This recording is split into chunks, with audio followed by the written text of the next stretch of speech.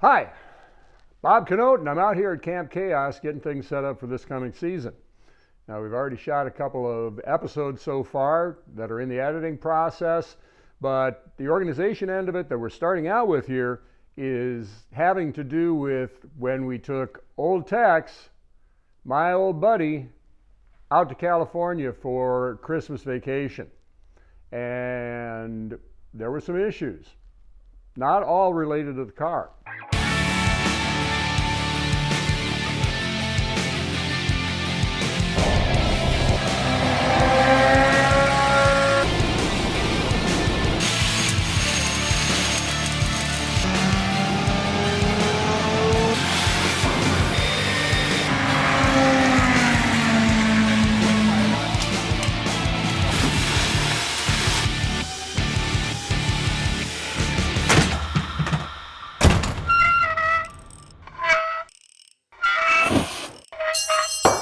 Dang it. Now, the non-automotive frustrations related to the trip all kind of rotated around the fact that when I left, I grabbed the big bag full of GoPro and camera gear, put it in the trunk, and took off with the intention of doing a really great YouTube video about this trip, which was a good plan, except that, you know what? When you do that, you throw a big bag full of miscellaneous stuff in the back of your car at the beginning of a trip, the organization doesn't get any better by the time you get to the end. So it was always a battle to try to know where things were, and batteries were sometimes not charged. And the GoPro gear, you know what? It doesn't work outside at 1 above 0. That was a revelation. But when I got back, I resolved that I was going to get this stuff organized and make it so that all I did have to do is just grab a bag and go. So it occurred to me during the course of this process that anything that I'm learning doing this has application there, though it may be too late for that now. Now, this process got started when I was just sort of hanging out at Harbor Freight. I'm a guy, it's what we do. And I just happened to stumble upon a display full of these things. Now, this is an Apache 4800 storage case.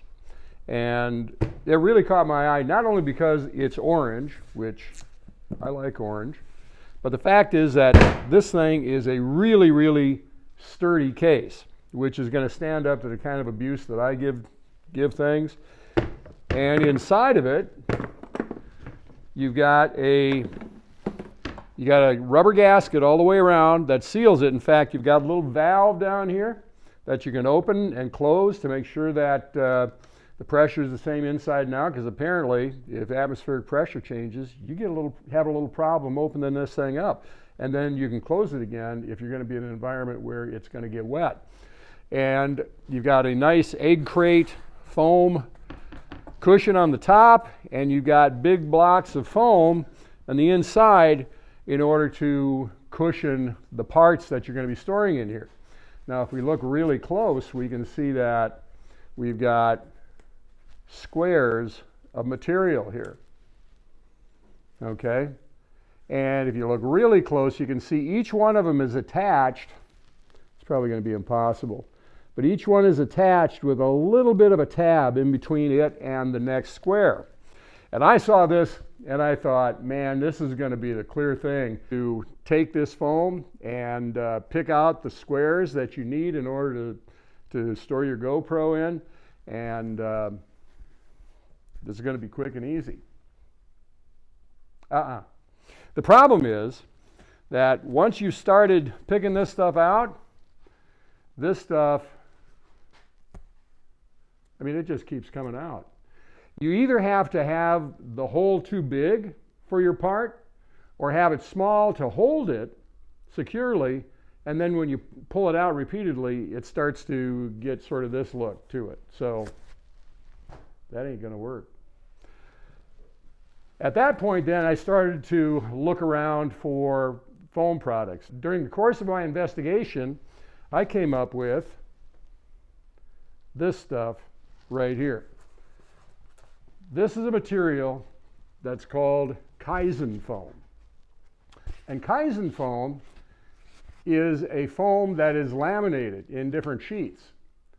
And we've got 1, 2, 3, 4, 5, 6, 7 different sheets that are laminated together here. And what that does for you, first of all, it gives you kind of an attractive variation in colors between the black outside and the red inside, so you can see where your cutout is for your tool. Look, just at a glance, you know what's missing. The other thing that the lamination does is that it separates, if you work at it, it separates along the glue lines. So what you can do is you can cut out your outline and then dig your finger in. You have to cut it down to the depth that you want that cutout to be. Get your finger down there and sort of plow it underneath the what you're removing in between the plies, and it pops out and it looks reasonably flat. Now I'm going to show you some techniques here that you can use to make that look better. But this stuff is really, really firm, and it actually serves as a tray to remove one layer. You're going to have multiple layers in here. This stuff comes in 1 1/8 and 2 1/4 and something that's right in the middle of the two. So you've got a lot of options here as far as how many layers you're going to have inside of the case. Well, before we get started here today, in terms of presenting the process that I used in order to store my GoPro stuff in that case, we need to first of all say that this stuff, this Kaizen Foam, isn't cheap. It comes in 2 by 4 foot sheets, and the 1 1/8 is $37, and the 2 1/4, that's $54 for a 2 by 4 foot piece. So this is going to do everything that I'm going to require it to do. Store my GoPro gear. I've got a drone now, so I need something to store that safely in. Also, my camera gear. I'm going to have to store that too. So I've got, at this point, $42 wrapped up in the case, and about $104 in foam, and also some accessory tools, which included some knives and some long nose pens, which I'll show you when we actually get into the process. And oh, and plus I bought another smaller case for $27. So we're getting up toward $150 in this storage scenario, but I think it's going to pay dividends. So I ordered up the foam, and what I did right away while I was waiting was to cut up some pieces of cardboard that are the same size as the inside of the case. And then I began to do this. I began to lay these parts out in the most efficient way that I could think. Now, you also have to notice that some of these things, if we look at the 2 1/4 inch foam going to the bottom, and we're not going to be cutting all the way through the foam in order to do our cutouts, we want to be able to remove this layer from the case without all the stuff falling out of the bottom. Some of these things are going to be sticking up above the top of a 2 1/4 inch piece, like these lens housings right here on the cases, this little bolt and arrangement right here, and a couple of other things. So you got to plan for that in the next layer, because you're going to have to remove a little layer from the bottom side of it in order to make it work out. So this does take some thought, because what you don't want to do is just sort of go at this at random and find out that you've got 2 parts that you want to somehow fit in the same 3-dimensional space. So it's well worth your time and money, in particular, to take your time and work this all out. And once got all that figured out, I then did my first cutout.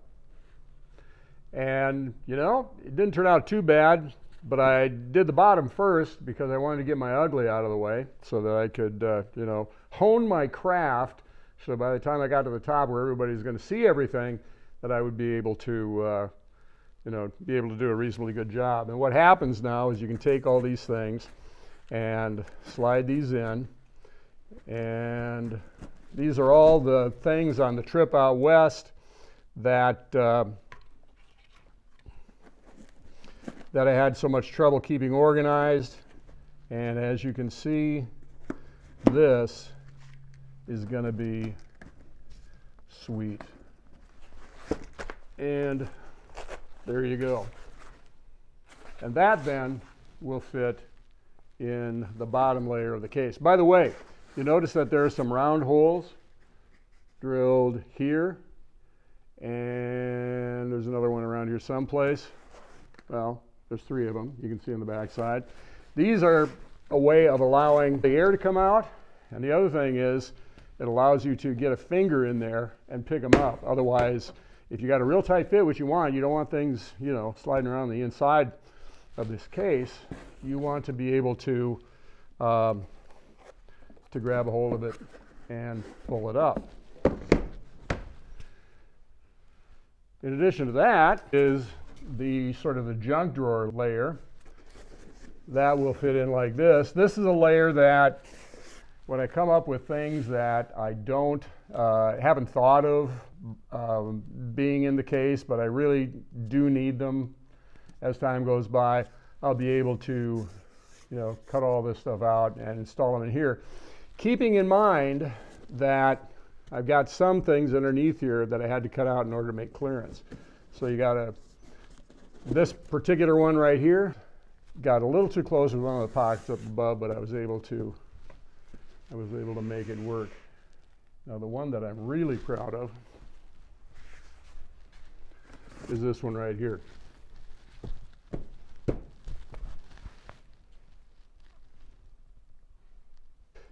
We've got room for the old style GoPros. We got one new style. We got a spot here for another one we're going to be picking up this summer.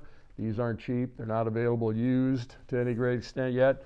We got batteries for the old style. We got a spot here for the carrying case / charger for the new style GoPro batteries. We got the ubiquitous selfie stick. We got remotes for the new camera, remote for the old camera, charging stands, chargers for everything, and a case for storing the SD cards. Oh, also we've got space for storing all the cords. Now initially you would think that this would be kind of a lame way to store cords. They'd just come popping out of there. But as we know about cords, they tend to return or want to return to the shape that they were last confined in. As an example, we got this cord here.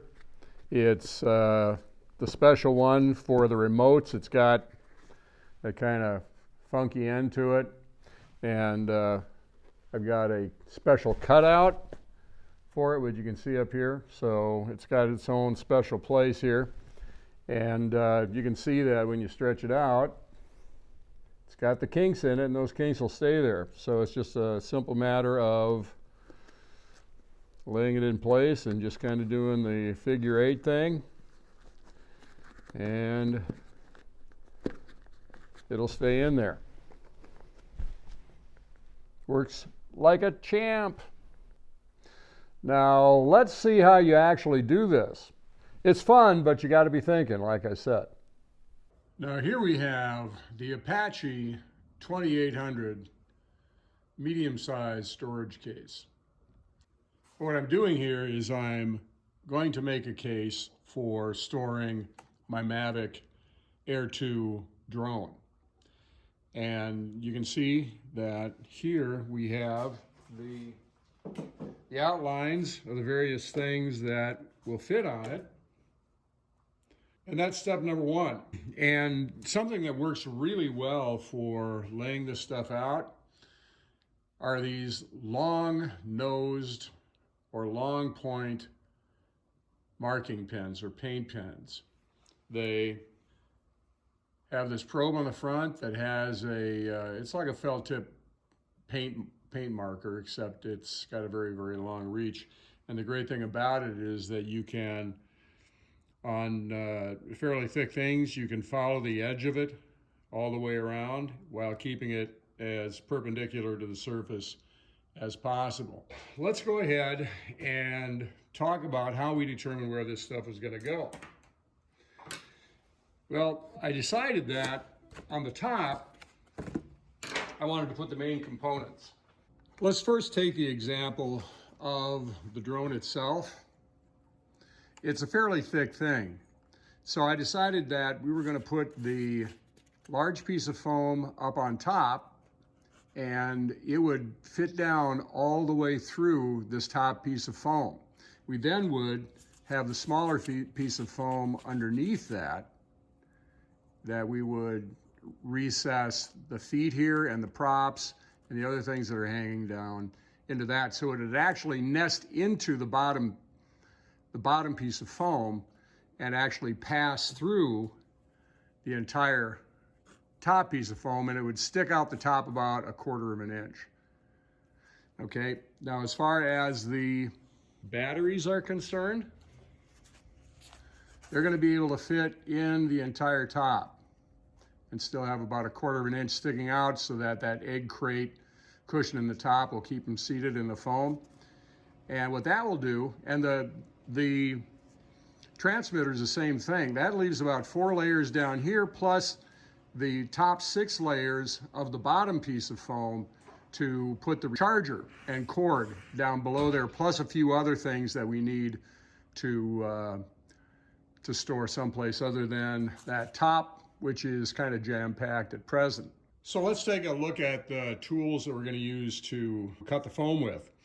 Now, all this stuff is going to look pretty familiar. These are snap blade type utility box cutters that have this feature on them. Here's a small one, same setup. The blade can be extended out, plenty thick for the thick foam. You'll notice that I've got different width blades. This is the full size, the way they come from the factory, and you'll notice that I've got some that are smaller in width.